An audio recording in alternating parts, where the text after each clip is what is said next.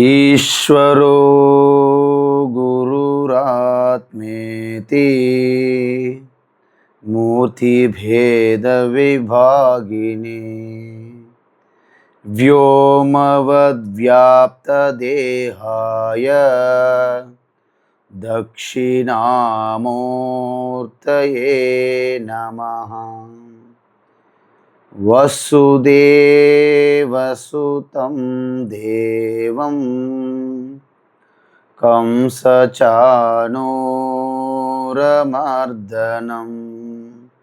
దేవకీ పరమానందం కృష్ణం వందే జగద్గురుం. కృష్ణం వందే జగద్గురుం. ఆత్మస్వరూప బంధుగణ మనం దక్షిణామూర్తి స్తోత్రం చూస్తున్నాము. మీ అందరికీ ముందే చెప్పాను ఏంటంటే దక్షిణామూర్తి స్తోత్రం చదవడం అనేది మన జీవితంలోనే మనం చేసుకున్న గొప్ప పుణ్యం, మహద్భాగ్యం.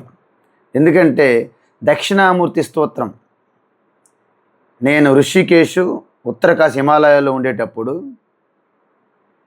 సాధారణంగా ఎక్కువ మంది సన్యాసులు కానీ బ్రహ్మచారులు కానీ దక్షిణామూర్తి స్తోత్రం అంటేనే భయపడతారు. నిజం, వాస్తవం. ఎందుకంటే ఆ స్తోత్రం అనేది అంత జిస్ట్ అనమాట, సారం, మొత్తం ఉపనిషత్తుల సారం అనమాట స్తోత్రం. అది స్తోత్రం కాదు, అద్భుతమైన బ్రహ్మ విద్య గ్రంథం అనమాట అది. కాబట్టి దానిని ఆదిశంకరాచార్య యొక్క గొప్పతనం అది. సో దాన్ని అవి చదవడమే, ఆ శ్లోకాలు చదవడమే కష్టం.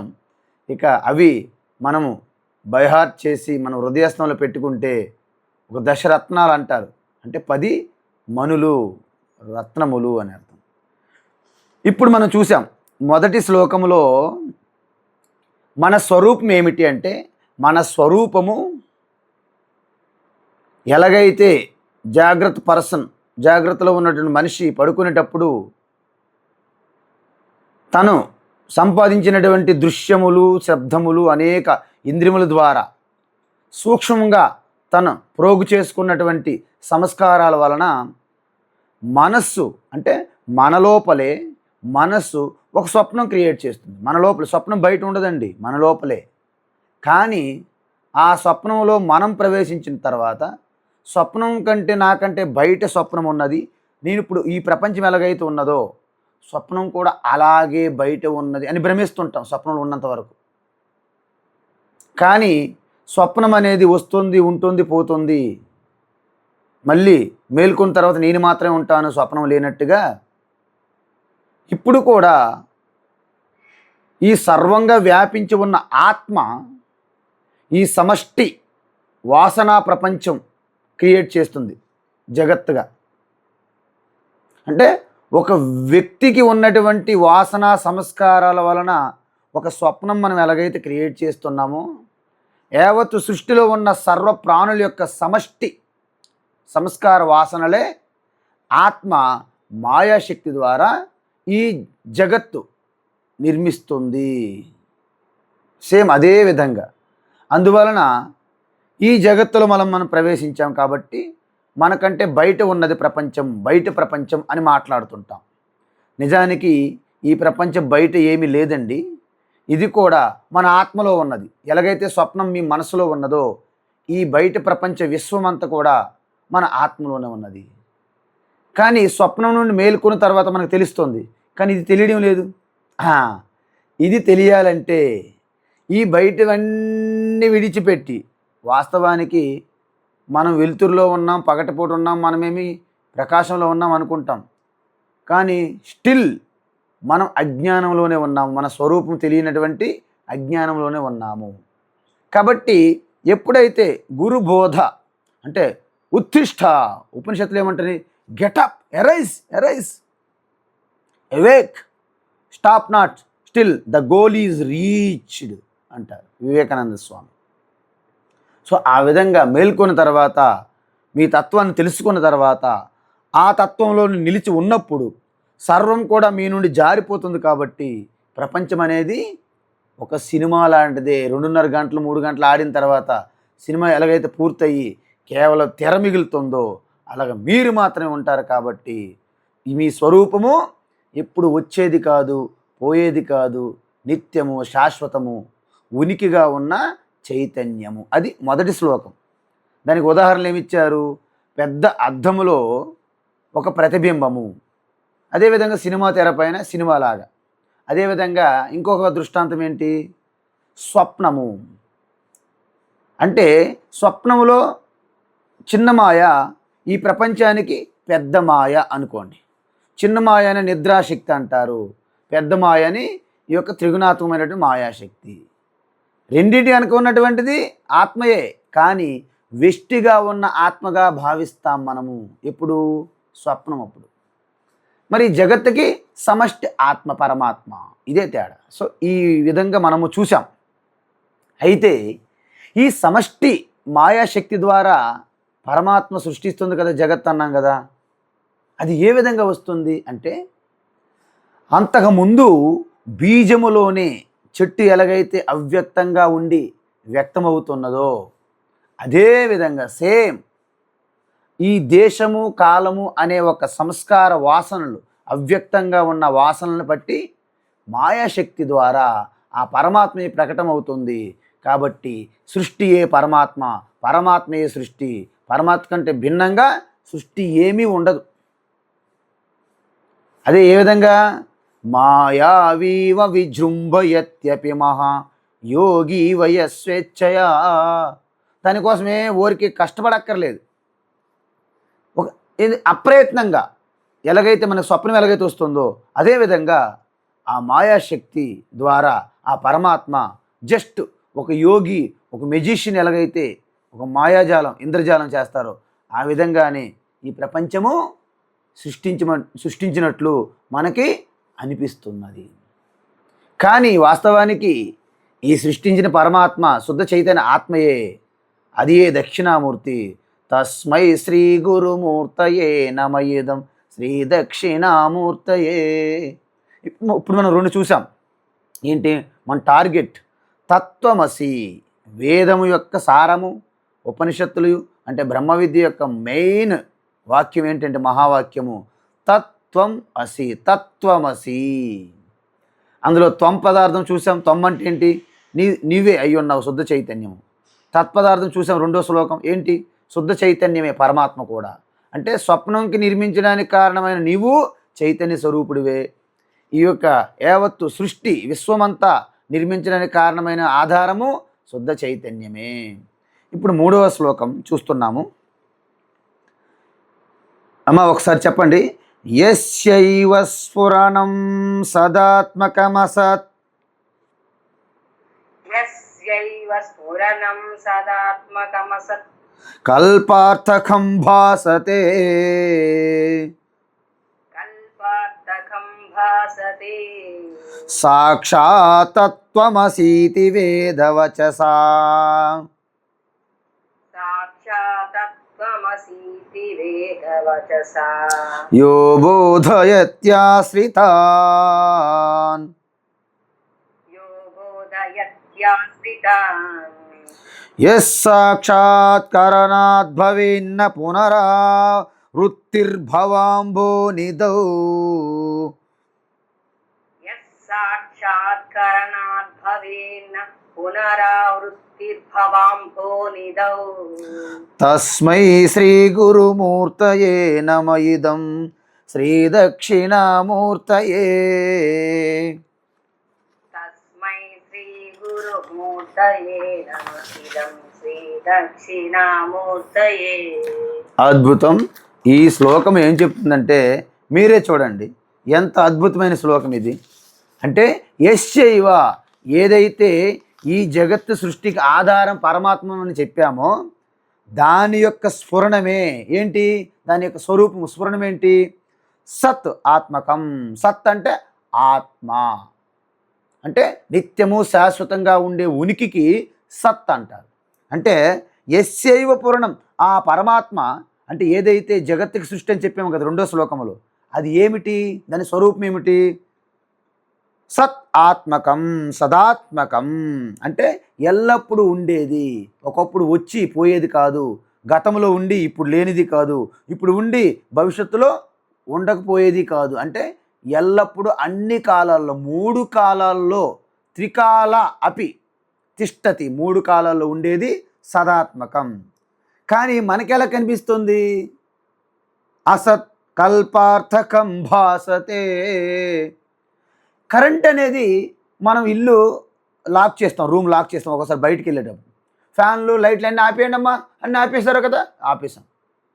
మరి ఫ్యాను ఆపేశారు, లైట్లు అన్నీ ఆపేశారు, కరెంట్ ఆపారా? కరెంట్ ఉంటుంది వైర్లో, ఇంట్లో కరెంట్లు మీరు ఆపడానికి ఏముండదు, మీరు ప్లగ్లు స్విచ్లన్నీ ఆపుకుంటారు. అంటే కరెంటు ఎల్లప్పుడూ ఉంటుంది, కానీ మనకు కావలసినప్పుడు ఉన్నప్పుడే బల్బులు వెలుగుతాయి, ఫ్యాన్లు తిరుగుతాయి, అప్పుడే మనము ప్రకాశం అవుతుంది. అప్పుడు చూడండి, ఒక్కొక్కసారి కరెంట్ ఉందా లేదని, అరే కరెంట్ ఉందో లేదు చూడమ్మా, స్విచ్ వేస్తాడు, బల్బు వెలగలేదు, అమ్మ కరెంట్ లేదు, బల్బు వేస్తే వెలిగింది, కరెంట్ ఉంది. అంటే కరెంటు ఉంది లేదు అని మనకి ఎలా తెలుస్తుంది? బల్బు ద్వారా ప్రకటమవుతుంది. చూసారా? సో బల్బు పోయినా, బల్బు ఫిలమెంట్ ఎగిరిపోయినా, బల్బు పగిలిన, బల్బు తీసి కరెంట్ లేదు అనకూడదు, మరొక బల్బు వెళ్తే వెలుగుతుంది. అంటే యస్యైవ స్ఫురణం, అంటే కరెంటు యొక్క స్ఫురణం ఏంటి? నిరంతరం ఉంటుంది. కానీ ఎలా తెలుస్తుంది? అసత్ కల్పార్థకం భాసతే. కానీ మనకి బల్బుల ద్వారా, ఫ్యాన్ల ద్వారా మనకి గుర్తిస్తున్నాం మనము. అదేవిధంగా అక్కడ సినిమా తెర ఎల్లప్పుడూ ఉంటుంది, కానీ అందులో కూర్చున్న తర్వాత, బొమ్మలు అయిన తర్వాత, అప్పుడే మనం తెర చూడడానికి వెళ్తామా, బొమ్మలు చూడడానికి వెళ్తామా? బొమ్మలు చూడడానికి వెళ్తాం. కానీ ఎల్లప్పుడూ ఉన్నదాన్ని మనము పట్టించుకోము, ఆ మధ్యలో కనిపించిన దానికే అదే ప్రకటమవుతుందని మనం భ్రమిస్తాము. ఆ విధంగా మనం ఉన్నాం. నేను పుట్టినప్పటి నుండి తల్లి గర్భంలో అస్థి ఉన్నాను, ఉనికిగా నా స్వరూపంగా ఉన్నాను కాబట్టి బయట పుట్టాను. పుట్టినప్పటి నుండి నేను అనే స్ఫురణ, చూడండి స్ఫురణ. అందుకే మనం ప్రాతస్మరణ స్తోత్రాలు ఏం చెప్తాము? ప్రాతస్మరామి హృది స్ఫురత్, ప్రాతస్మరామి హృది సంస్ఫురదాత్మతత్వం, స్ఫురత్ ఆత్మతత్వం. ఎలాంటిది అది? సచ్చిత్ సుఖం పరమహంస గతింతురీయం. చూసారా? అంటే మన హృదయస్థంలోనే, అంటే గుండె చప్పుడు కంటే ఆ వెనక, అంటే గుండె చప్పుడికి ఆధారంగా ఉన్నటువంటి ఆ స్ఫురణం ఏంటి?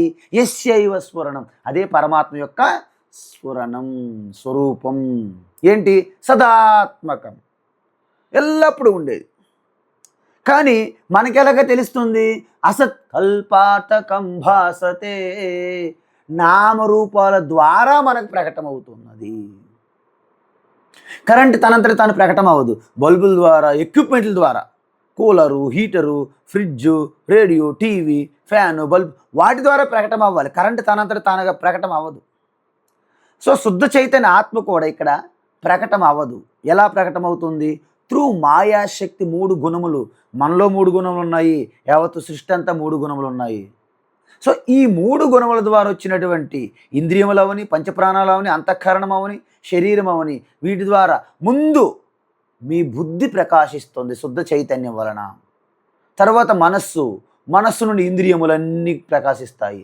తద్వారా శరీరం అంతా, చర్మం ఉన్నది కాబట్టి శరీరం అంతా కూడాను మనము చేతనం అనుకుంటాము. ఉదాహరణకి ఒక ఇనుము ఉన్నది, ఎక్కడో అయస్కాంతం ఉన్నది. అయస్కాంతం ఎల్లప్పుడూ ఆకర్షిస్తుంది, అయస్కాంత తత్వం దాని యొక్క తత్వం ఎల్లప్పుడూ ఉంటుంది. కానీ దాని పక్కన ఇనుము పెట్టినప్పుడు ఇనుము కదులుతుంది. అంటే ఏంటి? ఆ అయస్కాంతమే ఇనుము ద్వారా ప్రకటమవుతుంది. నిజానికి ఇనుము అనేది అయస్కాంత తత్వం లేనిది, కానీ ప్రకటమవుతున్నది. నిజానికి ఈ ఇంద్రియములు, శరీరాలు, మనసు, బుద్ధి ఏవి కూడా చేతనం లేవు, కానీ శుద్ధ చైతన్యం వల్లనే చేతనం అవుతున్నది. చేతనం ఎల్లప్పుడూ ఉంటుంది. ఈ శరీరము తాత్కాలికమే. అందుకే శరీరం పుట్టింది, మరణిస్తుంది, కానీ దీంతో పాటు రాలేదు చైతన్యము. అది పోదు, చైతన్యము ఎల్లప్పుడూ ఉంటుంది. సదాత్మకం ఎల్లప్పుడూ ఉంటుంది. అయితే దీన్ని ఎలా చెప్తున్నారు? సాక్షాత్ పరమాత్మ దక్షిణామూర్తి ఎలా చెప్పాడు మనకి?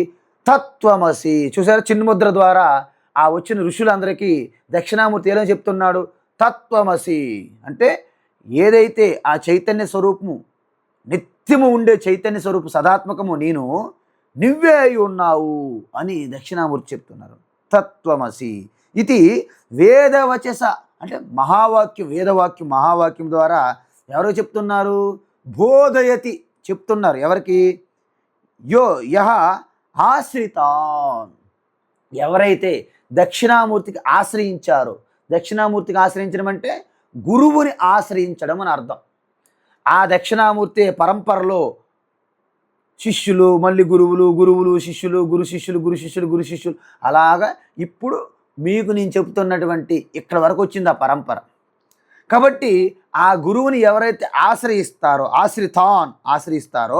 వారికి బోధయతి, బోధిస్తున్నారు. ఏమని? తత్వమసి అని, సాక్షాత్ తత్వమసి అని వేదవాక్యం మహావాక్యం ద్వారా బోధించబడుతున్నది.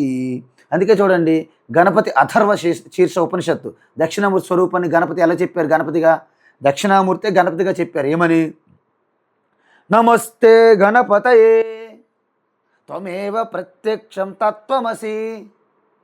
చూసావా? త్వమేవ ప్రత్యక్షం తత్వమసి, త్వమేవ సాక్షాత్ ఆత్మాసి నిత్యం, త్వం సర్వం కల్విదం బ్రహ్మాసి. చూసారా? అంటే గణపతి దక్షిణామూర్తి స్వరూపమే. సో ఈ విధంగా చూడండి, ఎవరు ఆశ్రయిస్తే వాళ్ళకే చెప్తారు. ఎందుకు? చాలామంది అంటారు, స్వామీజీ శ్రీకృష్ణ పరమాత్మ భగవద్గీత అర్జునుడికి ఎందుకు చెప్పారండి? ఆయనకంటే గొప్పవాడు అంటారు కదా, ధర్మరాజు యుధిష్ఠిరుడు, భీష్ముడు, ద్రోణుడు, విదురుడు, వీళ్ళందరూ ఉండగా అర్జునుడికి ఎందుకు చెప్పారు? మీరు పెద్దగా ఆలోచించొద్దు, ఒక్క చిన్న ఆన్సర్ మీరు గుర్తుపెట్టుకోండి. ఎందుకంటే వాళ్ళందరూ శ్రీకృష్ణుడి దగ్గరికి వచ్చి చెప్పమని ప్రాధేయపడలేదు, బ్రతిమలాడలేదు. అర్జునుడు ప్రాధేయపడ్డాడు, కాలు పట్టుకొని విడిచిపెట్టకుండా గట్టిగా పట్టుకున్నాడు కాలు, శ్రీకృష్ణుని యొక్క కాలు. అదొకటి ప్రథమ కారణం. తర్వాత ఎవరైతే తన యొక్క జ్ఞానంని, ధర్మముని పూర్తిగా పరిశీలించి తనకింక తెలియదు, నిస్సహాయుణ్ణి అనేటప్పుడు ఎవరైతే సంపూర్ణ శరణాగతి పొందుతారో, పూర్తిగా తన మన ధన అంటారు, అంటే త్రికరణ శుద్ధితో ఎవరైతే ఆశ్రయిస్తారో వారికే చెప్తారు. కాబట్టి అర్జునుడు ఆ విధంగా ఆశ్రయించాడు కాబట్టి అర్జునుడు చెప్పారు. మిగతా వాళ్ళు ఎవరు కూడా, భీష్ముడు, ద్రోణుడు, విదురుడు అందరూ కూడా తమకు పూర్తి ధర్మం తెలిసిననే భ్రమలో ఉన్నారే తప్ప యుధిష్ఠిరుడు ధర్మ సూక్ష్మం తెలుసుకోలేకపోయారు ఇంకా. అందుకే వాళ్ళు వ్యక్తిగత ప్రతిజ్ఞలకి, వ్యక్తిగత ఏవైతే వాగ్దానాలు చేశారో, ప్రతిజ్ఞలు, వాగ్దానాలు, వాటి కట్టుబడి సమాజానికి కూడా హాని కలిగినప్పుడు కూడా వారు తమ తమ వాగ్దానాలని, ప్రతిజ్ఞలని త్యజించలేకపోయారు. అదే ధర్మ సూక్ష్మం. మహాభారత యుద్ధంలో అనుకోని పరిస్థితుల్లో భీష్ముడు అధర్మ పక్షాన ఉండవలసి వచ్చింది. ఎందుకు? మాట కట్టుబడి, వాగ్దానం, ప్రతిజ్ఞ. మరి ఆయనని ఇంక వధించాల్సిన సమయం వచ్చినప్పుడు శ్రీకృష్ణుడు ఏం ప్రతిజ్ఞ చేశాడు? యుద్ధములో నేను ఎటువంటి శస్త్రం పట్టుకోను అని ప్రతిజ్ఞ చేశాడు. కానీ భీష్ముడికి చంపాల్సింది వచ్చిన సమయం వచ్చినప్పుడు ఇక నా ప్రతిజ్ఞ నేను త్యజిస్తాను. ఎందుకు? ధర్మం కోసము. చిన్నపాటి అధర్మమైన అది కూడా ధర్మమే, చిన్నపాటి హింస అయినా అది ధర్మహింసే, ధర్మయుద్ధమే అవుతుంది అని చెప్పారు. కాబట్టి ఆ ధర్మ సూక్ష్మం ఆధారంగా శ్రీకృష్ణుడు తన యొక్క ప్రతిజ్ఞని త్యజించడానికి సిద్ధపడ్డాడు. కానీ అర్జునుడు బ్రతిమలాడాడు, అప్పుడు మళ్ళీ విడిచిపెట్టాడు. కాబట్టి ఇక్కడ లోక కళ్యాణము ఉద్దేశం ఉండాలి మన వెనక. మనం చేసే ప్రతి కార్యం వెనక ఏది జరుగుతున్నా దాని ఉద్దేశం ఏమిటి? ధర్మమా, అధర్మమా? మీరు ఏ కార్యం చేసినా మీరు ఒకసారి చెక్ చేసుకోండి, దాని ఉద్దేశం ధర్మమా, అధర్మమా? అందువలన ధర్మ స్థాపన కోసము, ధర్మ సంరక్షణ కొరకు హింస జరిగినా అది ధర్మహింసగానే పరిగణించబడుతుందని అందుకే మహాభారత యుద్ధం జరిగింది. సో ఈ విధంగా సాక్షాత్ కరణాత్ అంటే ఎప్పుడైతే గురువుగారు చెప్పిన తత్వమసి స్పష్టంగా అనుభూతి చెందుతారో తన స్వరూపంగా, ఎలా అనుభూతి చెందాలి మీరు? అహం బ్రహ్మాస్మి. గురువు చెప్తున్నాడు, నేను చెప్తున్నా తత్వమసి అంటే మీరే అర్థం చేసుకోవాలి ఏంటి? తత్ అంటే యావత్తు సృష్టి జగత్కర్త జగత పితరవ్ వందే పార్వతీ పరమేశ్వరులు ఆ శివశక్తి కూడా చైతన్య స్వరూపమే కాబట్టి అది ఆత్మ కాబట్టి ఆత్మ అంటే నేనే కాబట్టి ఎస్ ఓహో తత్ ఆ యొక్క పరమాత్మ యొక్క స్వరూపము త్వం అంటే నన్ను నేనే అయి ఉన్నాను ఓకే అహం బ్రహ్మాస్మి నేనే ఆ పరమాత్మ బ్రహ్మ అస్మి అయి ఉన్నాను అలా అర్థం చేసుకోవాలి. ఈ విధంగా ఎప్పుడైతే ఎస్ సాక్షాత్కరణాత్ భవేత్ అండ్ ఇంక డైరెక్ట్ అనమాట. ఇంక మళ్ళీ టైం లేదండి తెలుసుకొని మళ్ళీ వంట చేయాలి అలాగేం లేదు. డైరెక్ట్ ఇన్స్టెంట్గా అప్పటికప్పుడే ఎస్ సాక్షాత్కరణాత్ భవేత్ నా పునః ఆవృత్తి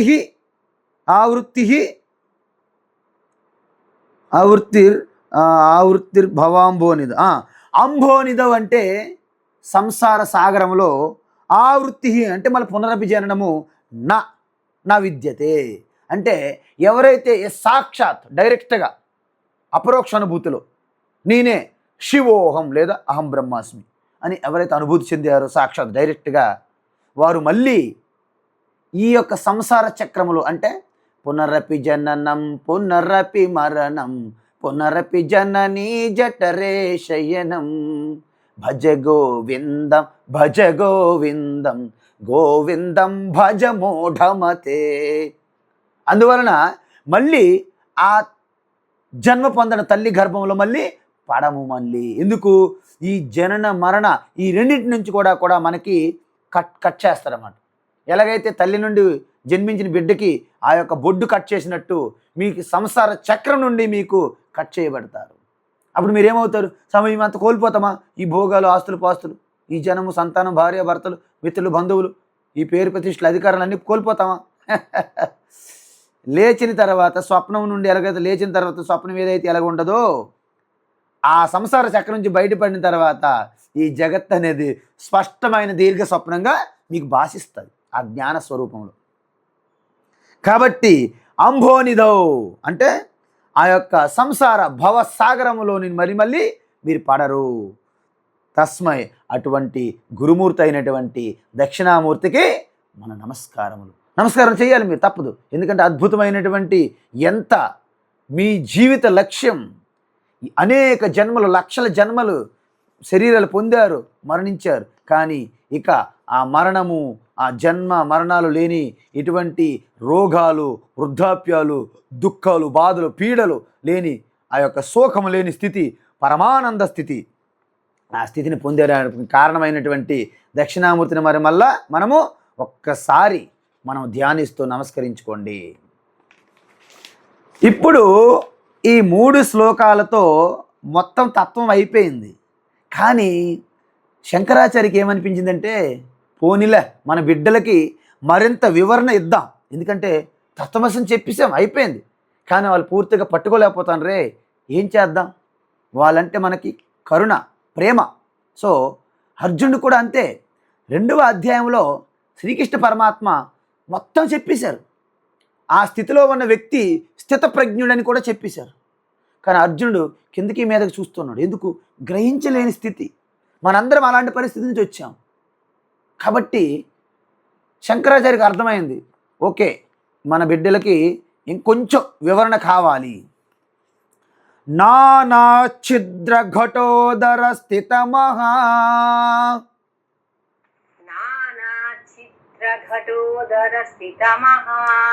దీప ప్రభాభాస్వరం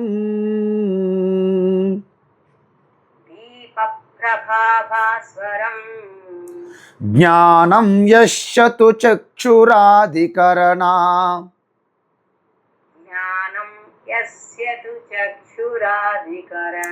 ద్వారా బహిస్పందతే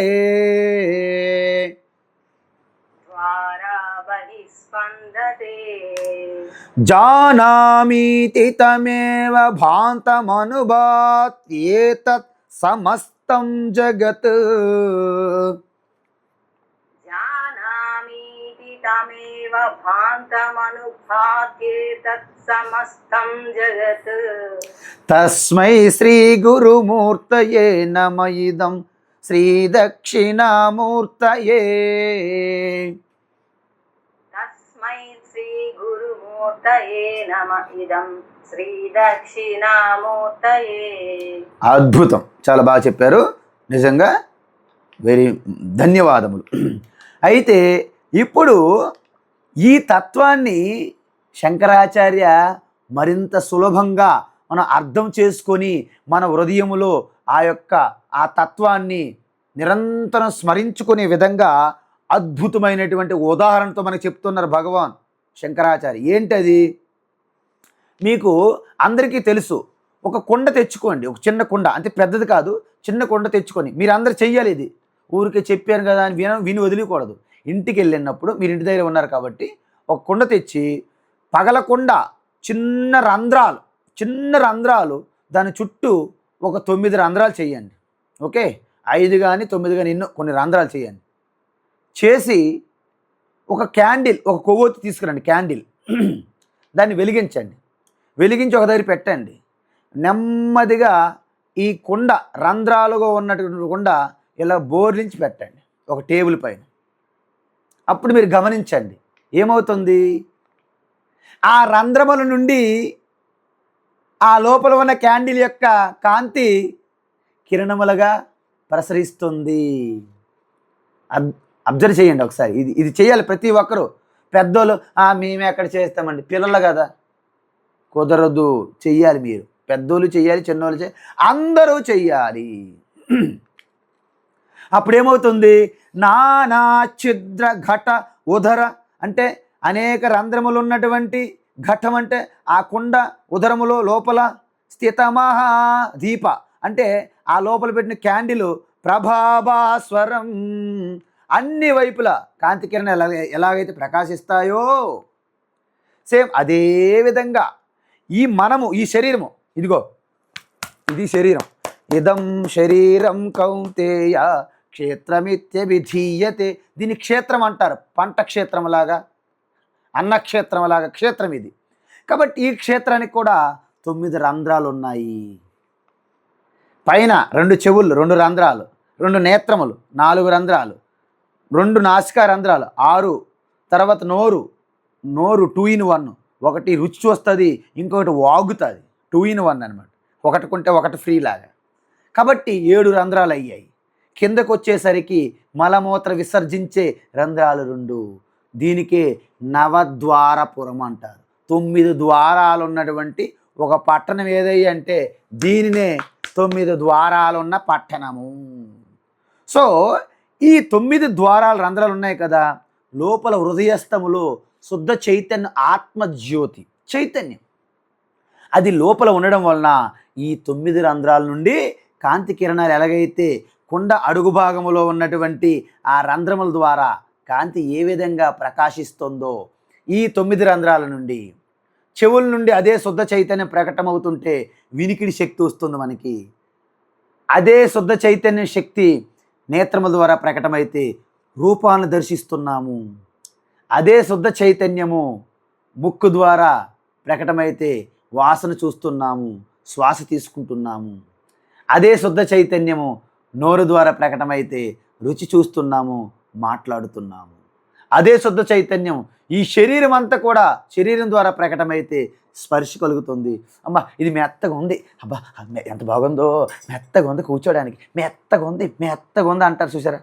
హార్డ్గా ఉంటే కూర్చోండి మీరు, అమ్మ బాబు నొప్పి పెడుతుందండి, ఏదైనా ఒక ఆసనం ఉందా, ఏదైనా బెడ్షీట్ బ్లాంకెట్ తీసుకురండి. ఎందుకు? అందుకే కదా ప్రతి ఇంట్లో కూడా ఇప్పుడు సోఫా సెట్లు, సోఫా ఈ సోఫా సెట్లు కూర్చొని మనుషులు అలాగా కూర్చొని మనందరం కూడా సోఫా సెట్లుగా తయారయ్యాం. ఇంక దేనికి పనికిరాం, అసలు కూర్చోలేము. అలాంటి ప్రమాదం వచ్చింది. ఎందుకు? అంతా డైనింగ్ హాల్లో కూర్చొని తినడం. అసలు ఎక్కడ కూర్చుంటే కదా భూమి మీద మనం ఎట్లా కూర్చోగలం చెప్పండి, కష్టమైపోతుంది. కాబట్టి ఈ విధమైనటువంటి ఈ యొక్క ఇంద్రియములు అనేక ఇంద్రియ విషయాలతో కలిసి ఏవైతే మనకు అనుభవాలు ఎక్స్పీరియన్స్ కలుగుతున్నాయో వాటి వెనక శుద్ధ చైతన్యం యొక్క ఆశీర్వచనం, అనుగ్రహమే. అందుకే ప్రాతస్మరణ స్తోత్రంలో ఏమంటాము? ప్రాతర్భజామి మనసా వచసామగమ్యం వాచో విభాంతి నిఖిల అనుగ్రహేణ. నిజానికి ఈ మనస్సు ఈ మాటలకి స్వతహాగా శక్తి లేదు. మిత్రులారా, ఒక్కసారి ఆలోచించండి, గమనించండి, శ్రద్ధగా విని ఆలోచించండి. మనకి ఈ మాట్లాడుతున్నామంటే నిజానికి మాట్లాడే శక్తి నోరుకి లేదు, నాలుక లేదు. తను వెనక ఆ శుద్ధ చైతన్య యొక్క అనుగ్రహం వలన మాట్లాడగలుగుతుంది నోరు. అదేవిధంగా మిత్రులారా, ఈ మనసు సంకల్పాలు చేస్తూనే కదా మా మనోభావాలు దెబ్బతిన్నాయి. ఎలాగ దెబ్బతిన్నాయి? అసలు మనోభావాలు కలగడానికి మూలములో శుద్ధ చైతన్యమే కారణం తప్ప నీ మనస్సుకి ఆ భావాలు పొందే శక్తి లేదమ్మా. బుద్ధికి అలాగే ఇంద్రియములకి ఆ లోపల శుద్ధ చైతన్యం అనుగ్రహం వలన అన్నీ పనిచేస్తున్నాయి. అయితే అహంకారం ఎప్పుడైతే మనసు భ్రమిస్తుందో, చూడండి, అయస్కాంతం వలన ఇనుము అయస్కాంతత్వం పొందింది ఇనుము. కానీ ఇనుము ఏమంటుంది? అయస్కాంతం నువ్వేంటి, నీ శక్తి ఏంటి, నేనే ఆకర్షిస్తున్నాను, కదులుతున్నాను, నేను స్వతహాగా అయస్కాంతమే అని ఇనుము ప్రకటించుకుంటుంది. ఇనుము స్వతహాగా అయస్కాంతమా? మీరు చెప్పండి నాకు, నిజమా? కాదు. కానీ ఏం చేస్తాం? అయస్కాంతం వలన అయస్కాంతత్వం పొంది నేను అయస్కాంతంగా ప్రకటించేస్తుంది ఇనుము వెళ్ళి బయటికి వెళ్ళి. ఆ విధంగా ఇక్కడేం జరుగుతుంది? ఈ జ్ఞానము మనకి అంటే రూప జ్ఞానం నేత్రముల ద్వారా, శబ్ద జ్ఞానం చెవుల ద్వారా, స్పర్శ జ్ఞానం చర్మం ద్వారా, రుచి జ్ఞానం నాలుక ద్వారా, వాసనా జ్ఞానం ముక్కు ద్వారా, ఇవన్నీ జ్ఞానాలు కలుగుతుంటే ఎలా కలుగుతుంది? చక్షురాది ద్వారా బహిస్పందతే, ఆ లోపల అంతరములో ఉన్నటువంటి శుద్ధ చైతన్యమే ఈ విధంగా స్పందతే బయటికి ప్రకటమవుతుంది. కానీ మనమేమంటున్నాము? జానామీతి తమేవ భాంతమనుభాత్ ఏతత్. కానీ నిజానికి తెలుసుకునేది ఎవరు? శుద్ధ చైతన్యమే కదా అన్నిటికీ వెనకున్నది. కానీ మనమేమంటున్నాము? ఇది నా వల్ల తెలిసిపోతుంది, మొత్తం సమస్తము నాకే తెలుస్తున్నది, నేనే తెలుసుకున్నాను, నా కళ్ళ ద్వారా చూశాను, నేను డైరెక్ట్ చూశానండి, నేను పూర్తిగా నేను విన్నాను, నా చెవుల ద్వారా విన్నాను అని మనమేమంటాము? జానామీతి తమేవ తం ఏవ అంటే శుద్ధ చైతన్యం ముందు తెలుసుకున్న తర్వాతనే మనకు తెలియబడుతున్నది. చూసారా? అంటే జానామీతి తమేవ తం ఏవ, ఆ శుద్ధ చైతన్యం ఎలో తెలుసుకుంటుంది. కానీ మనమేమంటున్నాము? నేను తెలుసుకుంటున్నాను, ఏవ భాంతం అనుభాత్ ఏతత్ సమస్తం జగత్. అంటే ఈ జగత్తులో తెలుసుకున్న ప్రతి జ్ఞానం కూడా ఎవరి ద్వారా? అది తెలుసుకున్న తర్వాతే మనకు తెలుస్తుంది. అందుకే ఉపనిషత్తు ఏం చెప్తుంది? న తత్ర సూర్యో భాతి న చంద్ర తారకం నేమా విద్యతో భాంతి కుతోయమగ్ని తమేవ భాంతం అనుభాతి సర్వం తస్య భాస సర్వమిదం విభాతి. చూడండి, పగలు సూర్యుడు వెలుగుతున్నాడు, సూర్యుని వెలుగులో చూస్తున్నాం. రాత్రి చంద్రుడు వెలుగులో చూస్తున్నాం. అమావాస్య రోజు సూర్యుడు లేడు, చంద్రుడు లేడు, దీపాలు. మరి పడుకున్నప్పుడు దీపము లేదు, చంద్రుడు లేదు, సూర్యుడు లేరు.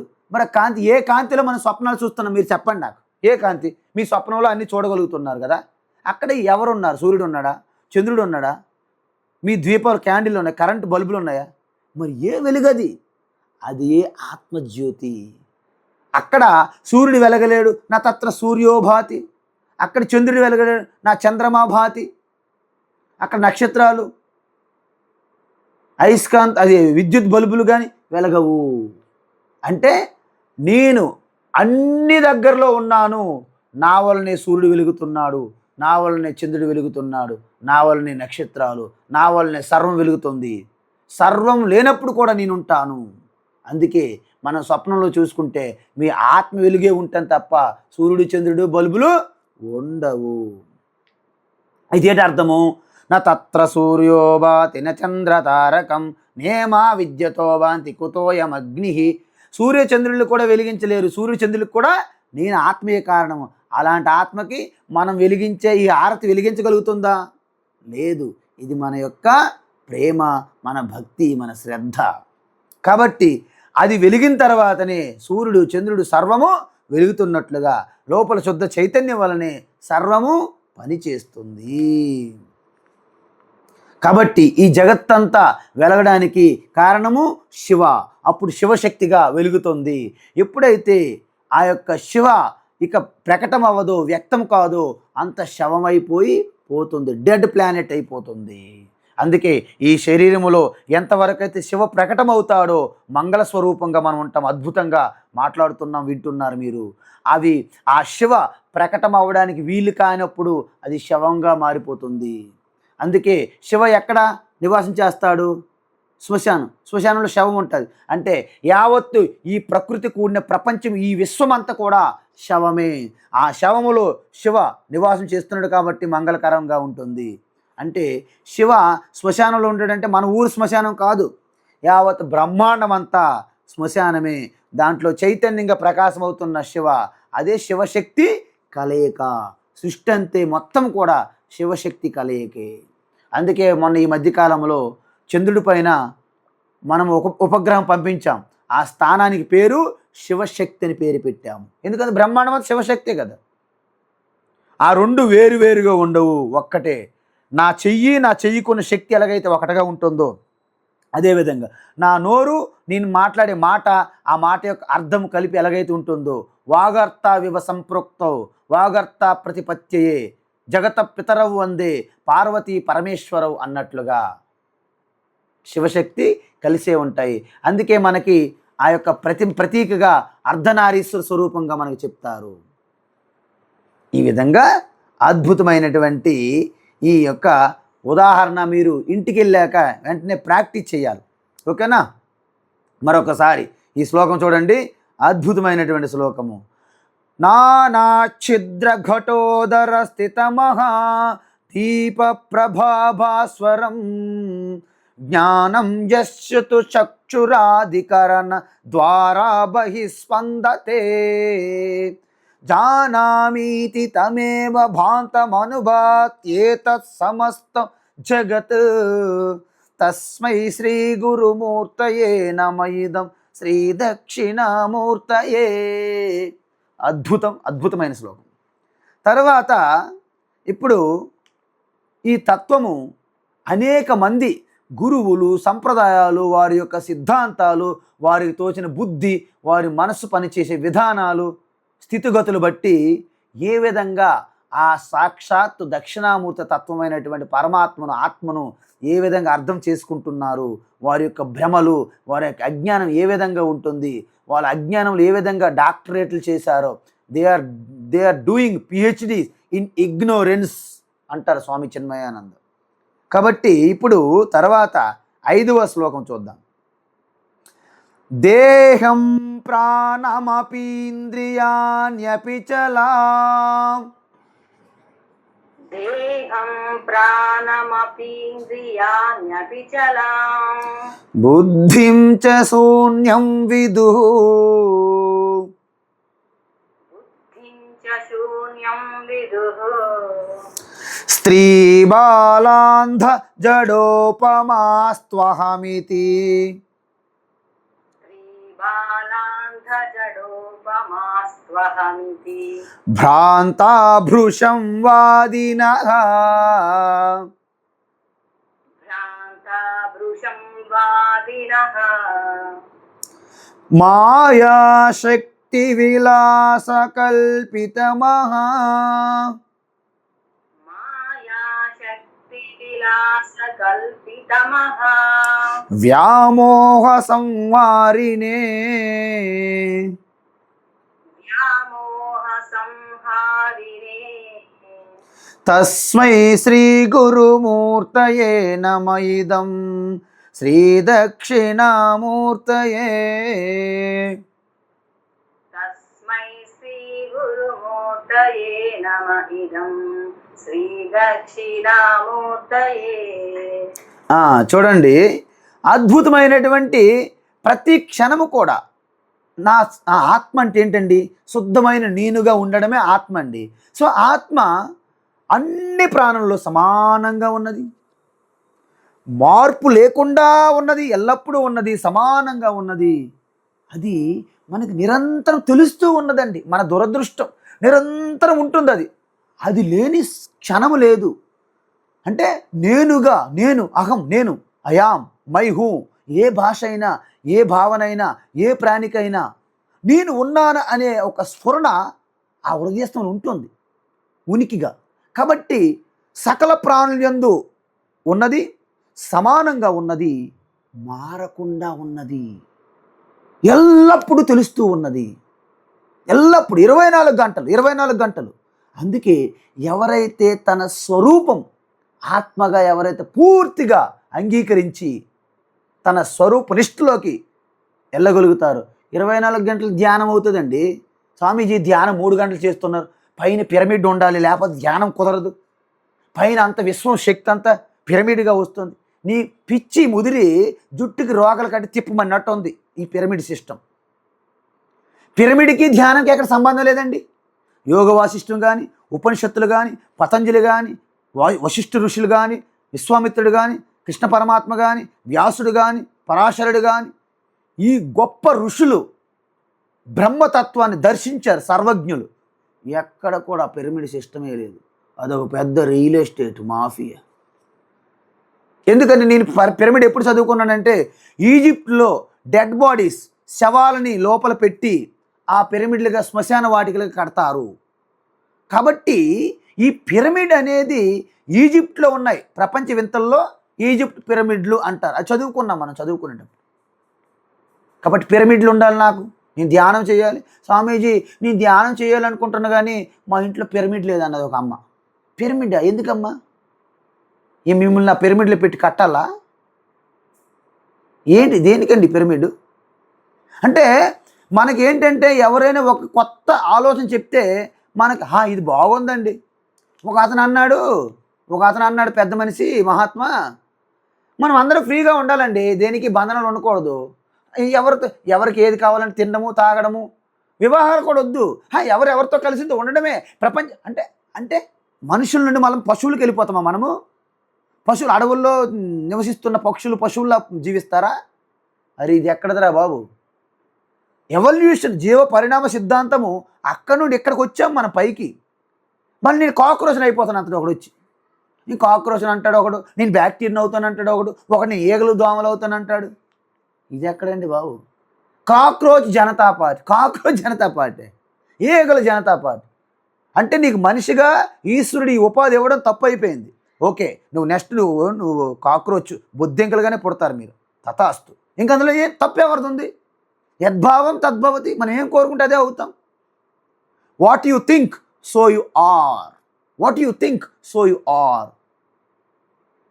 నువ్వు ఏ విత్తనం నాటితే ఆ చెట్టు పుడుతుందండి.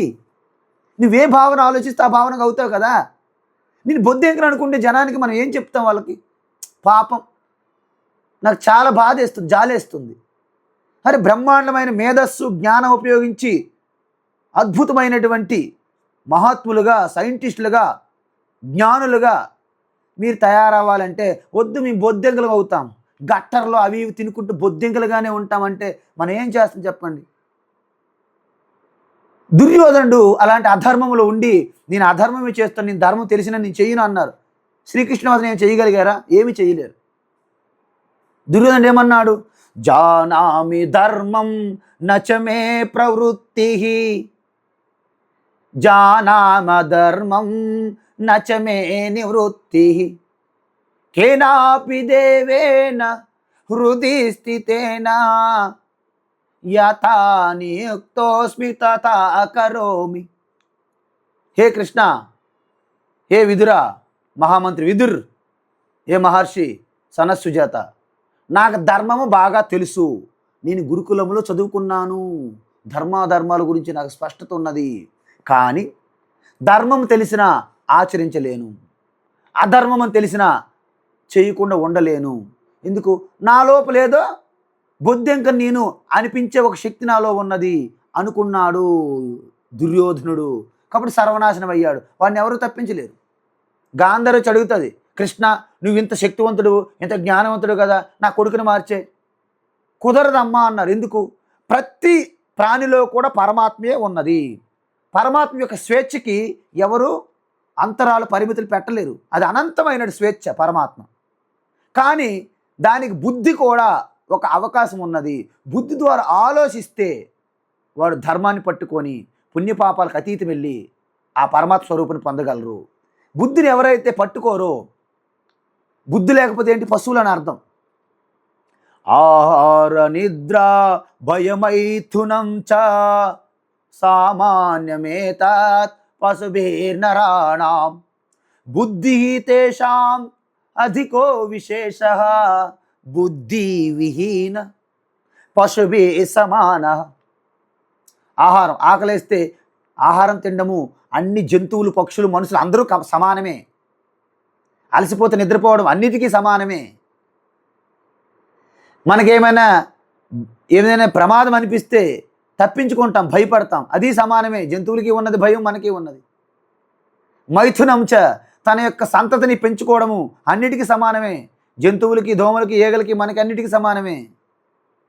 అందువలన ఒకసారి వ్యాస మహర్షి వెళ్తుంటే ఆ మార్గ మధ్యంలో చాలా స్పీడ్గా వెళ్ళిపోతుందంట ఒక ఈగ. అప్పుడు వ్యాస అడిగాడు, ఎందుకంటే ఈగ గారు ఇంత వేగంగా వెళ్తున్నారంటే నా పుత్రులు, నా సంతానము, నా భార్య, భర్త, బిడ్డలు అందరూ కూడా ఉన్నారు, వాళ్ళ కోసం నేను అన్ని చూసుకోవాలి కదా, నీకేం పని పాటలకు తిరుగుతున్నావు అన్నదాడు ఈగ.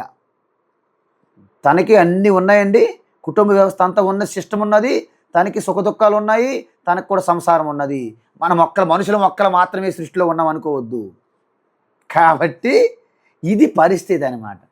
అందువలన చాలామంది ఈ చక్రాల్లో పడిపోతారు. ఏ చక్రాలు? ఈ అన్నమయ కోశము, కోశాల్లో పడిపోతాం. ప్రాణమయ కోశము, మనోమయ కోశము, విజ్ఞానమయ కోశము, ఆనందమయ కోశం, ఈ కోశాల్లో పడిపోతారు.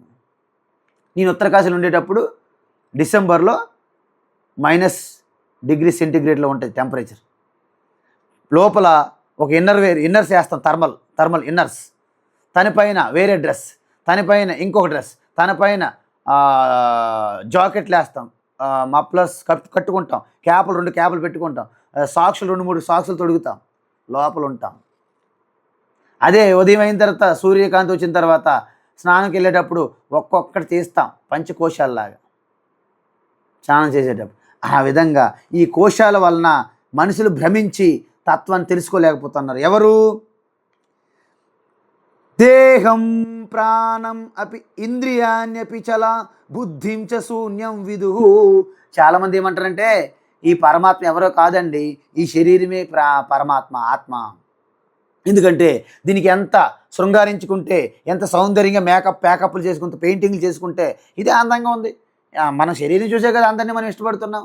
అందమైన వాళ్ళు ఏంటి? అందమైన వాళ్ళు నువ్వు అందం చూడగలిగావా? హృదయ సౌందర్యం చూడగలిగావా? నువ్వు చూస్తుంది ఆ మాంసం మీద కప్పి ఉన్న తోలును చూసి ఎంత అందమో, అందగాడండి, అందమైన అమ్మాయి అండి, అందము నీ తలకాయ, అందం ఏమందమో చూస్తున్నారు మీరు. బయటికి కనిపించే తోలా, చర్మమా అందమా? హృదయ సౌందర్యం చూడగలవా? హృదయ సౌందర్యం నువ్వు చూడగలగాలంటే నీ హృదయంలో ప్రేమ, ఆ హృదయ సౌందర్యం నీ హృదయంలో ఉండాలి. నీకు జ్ఞాన నేత్రం కనిపించాలి. ఈ 2 నేత్రాలు కనిపించదు. హృదయ సౌందర్యం చూడాలంటే జ్ఞాన నేత్రం కావాలి, ధర్మనిష్ట కావాలి, ధర్మ అనుష్ఠానం కావాలి. కాబట్టి దేహం, అందుకే వీళ్ళని చారువాకులు అంటారు. ఏంటి? యావత్ జీవేత్ సుఖం జీవేత్ రుణం కృత్వా ఘృతం పివేత్. అదేమంటారంటే చనిపోయిన తర్వాత ఎవడకు తెలుసండి, ఉన్నన్నాళ్ళు అప్పు చేసి పప్పు కూడు తినరా మామయ్య అన్నారు ఒకడు. అప్పు చేసి పప్పు కూడు తినడం అనమాట ఇది. సో ఉన్నన్నాళ్ళు అప్పులు చేసుకొని భోగాలు అనుభవించడమే. పోయిన తర్వాత ఎవడో తెలుస్తుందండి? నిజంగా తెలుస్తుంది నీకు. ఇప్పుడు చాలామందికి స్లమ్ ఏరియాలో ఉన్న రోడ్ల మీద టెంట్లు వేసుకొని వారికి బిడ్డలు పుడుతున్నారు, అనేక రోగాలుగా చాలా దగ్గర పుడుతున్నారు. కొంతమంది ధనవంతుల ఇంట్లో పుడుతున్నారు, కొంతమంది ఆరోగ్యంగా బిడ్డలు పుడుతున్నారు. ఈ బిడ్డలందరికీ గమనించండి, తేడా ఎక్కడొచ్చింది? ఎందుకు ఈ తేడా? ఆ బిడ్డలకి ఏమి తెలుసు? అన్యం పుణ్యం తెలియనటువంటి ఆ బాల శిశువులకి ఎందుకింత తేడా అంటే పూర్వజన్మ, అంతకంట జన్మ, అంతకుముందు జన్మ కర్మ సిద్ధాంతం మిమ్మల్ని విడిచిపెట్టదు. నువ్వు భ్రమతో నువ్వు కొట్టిపడే, నన్ను కాదని, ఓకే స్వామి నువ్వు చెప్పిందంత తప్పు అబద్ధం, ఓకే ఏం చేస్తాను, నేను బలహీనుడు, ఈ శరీరం ఉపాధి నీతో సరిపోలేను. ఎందుకంటే నువ్వు ఒక చేతిలో కత్తి పట్టుకున్నావు, ఒక చేతిలో టోపీ పట్టుకున్నావు, ఒక చేతిలో బొట్టు పట్టుకున్నావు, ఒక చేతిలో మాల పట్టుకున్నావు, ఒక చేతిలో బాల పట్టుకున్నావు, ఒక చేతిలో శస్త్రం పట్టుకున్నావు. నీతో నేనేం చేయగలను? నువ్వు చెప్పిన మాట తప్పదు. ఆ విధంగా ప్రపంచమందరిని మాలో కలిసిపోని లేకపోతే చంపేస్తామని మార్చుకున్న మతాలు పేటరేగిపోయి ప్రపంచమంతా. అందులో నిజమైన ఏ జ్ఞానం ఉన్నదా? మతాలలో ఏ మతంలో కూడా జ్ఞానం ఉండదు. ధర్మంగా మీరు జీవిస్తే ధర్మం దాటి జ్ఞానం ఉంటుంది. అదే ఆత్మవిద్య, స్పిరిచువల్ విజ్డమ్, సెల్ఫ్ నాలెడ్జ్. కాబట్టి వాళ్ళు ఏమనుకుంటున్నారు, ఈ శరీరమే దేహం అనుకుంటున్నారు. కొంతమంది అయితే సరే ఓకే, కాదు కాదు, శరీరం కాదు, ప్రాణమే పరమాత్మ అవ్వచ్చు కదా. ఎందుకు? ప్రాణము పంచి ప్రాణాలు పోయిన తర్వాత శవం అయిపోతుంది కదా. కాబట్టి ప్రాణం ఆత్మ ఏమో కాదు. ఎందుకంటే ఆత్మ జడము, ఆత్మ వస్తుంది పోతుంది, దానికి నిలకడే లేదు. శ్వాస తీసుకుంటున్నా, నేను ఇదిగో నాడి శోధన చేస్తున్నా,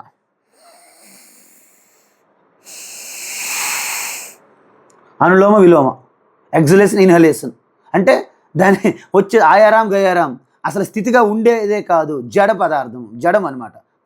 ప్రాణవాయువు, ప్రాణవాయువు జడము. కాబట్టి ప్రాణము ఆత్మ కాదు. కానీ చాలామంది ప్రాణమే ఆత్మని ప్రాణాయామాలు, రకరకాల భస్త్రిక ప్రాణాయామము, కపాలభాతి, రకరకాల అన్ని ప్రాణాయామాలు చేసుకొని మీలో ఉన్నటువంటి ఆ ప్రకృతికి ఎంతైతే నువ్వు ఎక్సర్సైజ్ చేసి ప్రకృతిలో కలుస్తావో అంత శక్తి నీలో ప్రకటమవుతుంటే వీడేమనుకుంటాడు, నా ప్రాణాయామం ద్వారా నేనేదో గొప్ప శక్తివంతుని అయిపోయిన భ్రమలో ఉంటాడు మళ్ళీ. కాబట్టి ప్రాణం కూడా ఆత్మ కాదు. కానీ కొంతమంది ప్రాణమే పరమాత్మ స్వరూపము అని భ్రమపడతారు. అదేవిధంగా కొంతమంది మనస్సు అని, కొంతమంది బుద్ధి అని, ఇంకా కొంతమంది అయితే అసలు శూన్యం అండి, ఆత్మ అనేది ఏమి లేదు, శూన్యం. కానీ మీరు ఒక రూమ్ ఖాళీగా ఉంది, నేను పంపించాను, అమ్మ ఆ జమీలా గారు రండి, అమ్మ ఒకసారి ఆ రూమ్లో ఎవరున్నారు చూసిరా అమ్మ అని వెళ్ళారు. ఆ అమ్మగారు వెళ్ళారు, డోర్ తీశారు, స్వామీజీ ఎవరూ లేకపోతే నీకెలా తెలిసింది, నువ్వు ఉన్నావా లేదా అక్కడ?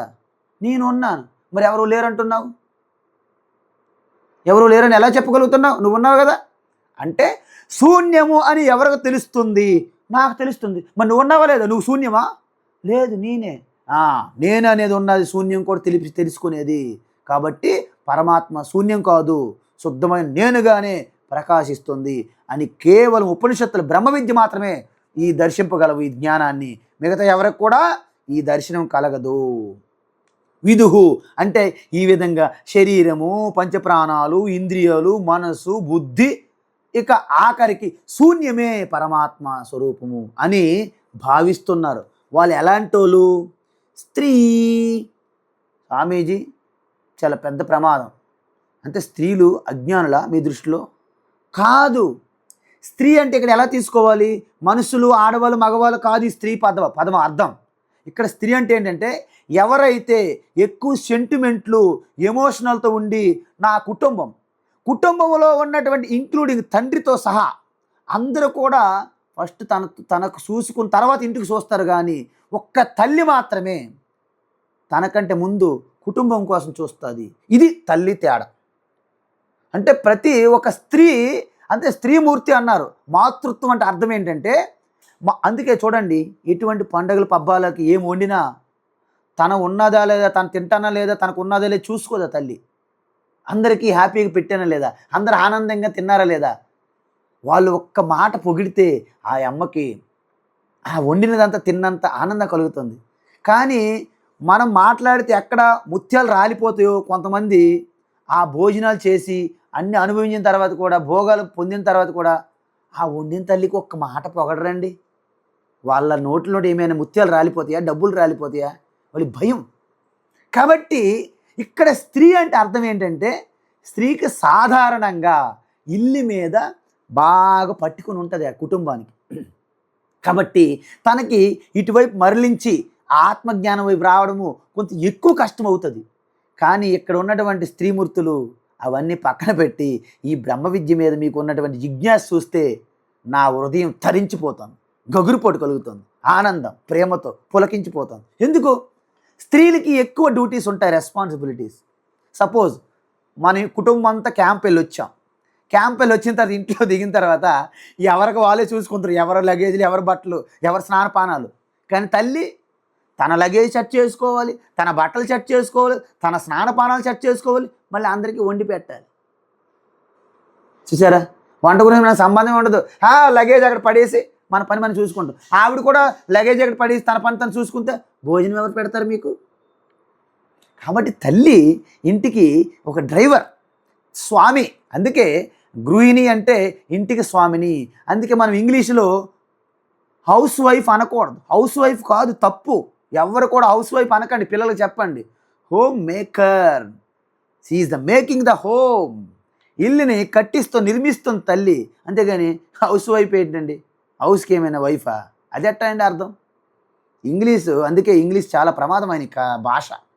కాబట్టి ఇక్కడ స్త్రీ ఎవరైతే నా రిటైర్మెంట్ అయిన తర్వాత చేస్తాను, నాకు బాధ్యతలు ఉన్నాయి, నాకు అనేక పనులు ఉన్నాయి, కర్తవ్యాలు ఉన్నాయి, అవి పూర్తయిన తర్వాత ఇలాంటి వాయిదాలు వేస్తారో వాళ్ళందరినీ కూడా స్త్రీ అని అన్నారు ఇక్కడ. అంటే టైం వాయిదాలు వేసుకునేవారిని, అంటే వేరే వాటికి గట్టిగా అతుక్కుని ఉన్నవారిని స్త్రీ. బాల బాల బాలస్తావత్ క్రీడాసక్త, తరుణస్తావత్ తరుణీసక్త, వృద్ధస్తావత్ చింతాసక్త, పరమే బ్రహ్మని కోపిన సక్త. చూసారా? బాలలేంటి? నిరంతరం ఆటలు పాటలతో కాలక్షేపం చేస్తారు. కొద్దిగా టీనేజర్స్ అయ్యారా, ఆపోజిట్ పీపుల్. గర్ల్ ఏమో boy, dating, dieting, fatting, matting, batting, ratting, catting అన్నీ ఇంగులతో వెళ్ళిపోతారు అన్నమాట పిల్లలు. కాబట్టి టైం వేస్ట్ చేస్తారు. వాళ్ళకి ఇంతగా వివేక బుద్ధి ఉండదు సాధారణంగా. అదేవిధంగా జడ అంటే ఇనర్ట్, వాళ్ళు తమో గుణంతో నిండిపోయి ఒక రాయి చెట్టు కర్రలా పడి ఉంటారు. ఎవరో వెనక పెళ్ళి కొడితే తప్ప పని చెయ్యరు. అంటే ఈ విధంగా స్త్రీలు అంటే ఎక్కువగా ఎమోషనల్ సెంటిమెంట్స్తో, అందుకే ఎక్కువ నమ్మకాల్లో పడిపోతారు ఆడవాళ్ళు. ఎందుకు? ఈ దృష్టి పెట్టలేరు. ఈ తత్వం చెప్తున్నా వాళ్ళకి అనేక మనసులు తిరుగుతుంటాయి. కాబట్టి ఆ మాతృమూర్తులకి ఇది కొంచెం కష్టము ఈ తత్వం అందుకోవడం. అందుకే వీళ్ళందరూ కూడా గడ్డాల మీసాలు ఉన్న వీళ్ళేం పెద్ద మగవాళ్ళు కాదు, వీళ్ళు కూడా స్త్రీలే అని చెప్తున్నారు శంకరాచార్య ఇక్కడ. ఈ పెద్ద సిద్ధాంతులు, ఈ పెద్ద మహాత్ములుగా శలామణవుతున్న గురువులు, ఈ యొక్క ద్వైత సిద్ధాంతాలు, దేవుడు వేరు నేను వేరు, ఎప్పుడు దేవుడు దేవుడే, జీవుడు జీవుడే, నువ్వెందుకు నీ జ్ఞానము నీ శాస్త్రం తగలబెట్ట? ప్రతి ఆవులు కాసుకున్నాడికి, గొర్రెలు కాసుకున్నాడికి, బర్రెలు కాసుకున్నాడికి తెలుసు కదా దేవుడు వేరు నేను వేరే అని. దానికోసం నువ్వెందుకు గురువుగా వచ్చి చెప్పాలి? మాకు తెలియదా అని అడగాలి మన అందరం. కాబట్టి వీళ్ళందరూ కూడా భ్రాంతాభృశం వాదిన, అజ్ఞానంలో కూరుకుపోయారనమాట. ఎలాగైతే సముద్రం మధ్యలో ఉంటే తీరం కనిపించక ఎలా బయటపడాలో తెలియక భ్రమలో, భ్రాంతిలో, శోకములో, మోహంలో ఉంటారో ఆ విధంగా నేనే దేహాన్ని, నేనే ప్రాణాన్ని, ఈ ఆత్మ పరమాత్మ ఏమీ లేదు, దేహమే ఆత్మ, ప్రాణమే ఆత్మ, మనస్సే ఆత్మ, బుద్ధి ఆత్మ, లేకపోతే శూన్యము. కొంతమంది బౌద్ధులు శూన్యం అన్నారు. సో ఈ విధంగా ఇవేవి కూడా వాళ్ళందరూ భ్రాంతాభృశం, పూర్తిగా భ్రాంతిలో నిండి ఉన్నారు. కాబట్టి వాళ్ళకి తెలియదు. ఎందుకు తెలియడం లేదు? మాయాశక్తి విలాస కల్పిత మహావ్యామోహ సంహారిణి. ఆ మాయాశక్తి లీలలో పడిపోయి కిందకి మీదకి తిరుగుతున్నారు. మనమే కోరుండి సర్కస్కి వెళ్ళి ఆ యొక్క రంగుల రాట్నం జియంట్ వీళ్ళకి టికెట్ తీసుకుని ఎక్కుతాము. పైకి కింద తిరుగుతుంటే పైకి వెళ్ళిన అప్పుడు పవర్ ఆగిపోయింది, ఒకసారి తల కిందకి కాలు పైకి ఉండి ఎప్పుడుగా ఆన్ అవుతుందా భయం. ఆ విధంగా ఆ మహాశక్తి దాంట్లో పడిపోయి ఆ విక్షేప శక్తి ద్వారా ఈ ప్రపంచ సృష్టిలో పడ్డాము. నేను వేరేగా ఉన్నాను, నాకంటే అందరూ భిన్నంగా ఉన్నారని భ్రమలో మనము పూర్తిగా సుఖదుఖాల పడి సంసారాన్ని అనుభవిస్తున్నాము. కాబట్టి ఈ మహామాయ, మహావ్యామోహము పూర్తిగా ఎవరు నాశనం చేస్తారు? దక్షిణామూర్తి. ఏం చెప్పాము? చిత్రం వటతరోర్మూలే వృద్ధా శిష్య గురుర్యువ, గురోస్తు మౌనం వ్యాఖ్యానం శిష్యాస్తు చిన్న సంశయ. ఈ వ్యామోహము మాయని ఛిద్రం అంటే ఒక ఖడ్గంతో ఛేదించినట్టుగా చిన్న భిన్నం చేసే ఆ దక్షిణామూర్తి స్వరూపాన్ని నేను నమస్కరిస్తున్నాను. భిద్యతే హృదయ గ్రంథి ఛిద్యంతే సర్వ సంశయా, క్షీయంతే శాస్త్రకర్మాణి తస్మిన్ దృష్టే పరావరే. ఏ రోజైతే ఈ యొక్క దక్షిణామూర్తి ఆత్మస్వరూపంగా మీ హృదయస్థములో మీరు ఆ నిష్ఠలో ఉండి దర్శిస్తారో ఆత్మానుభూతిగా, ఆ రోజు మీకు ఇక సంశయాలు కానీ, డౌట్లు కానీ, భయాలు కానీ, కోరికలు కానీ లేని స్థితి, పూర్తిగా పరమానందభరితులయ్యి స్థితప్రజ్ఞులుగా, గుణాతీతులుగా, పరభక్తులుగా, జీవనముక్తులుగా సాక్షాత్తు ఆ యొక్క శ్రీకృష్ణుడు, బుద్ధుడు, శంకరాచార్యులు ఎలాగైతే ఆ మదాలస, ఆ చూడాల, ఆ యొక్క గార్గి మైత్రేయి లాగా ఎలాగైతే పూర్తిగా ఆత్మనిష్ఠులు ఉంటారో మీరందరూ అదే స్థితిలో ఉంటారు. తత్వమసి. హరి ఓం తత్సత్. సర్వం శ్రీకృష్ణార్పణమస్తు.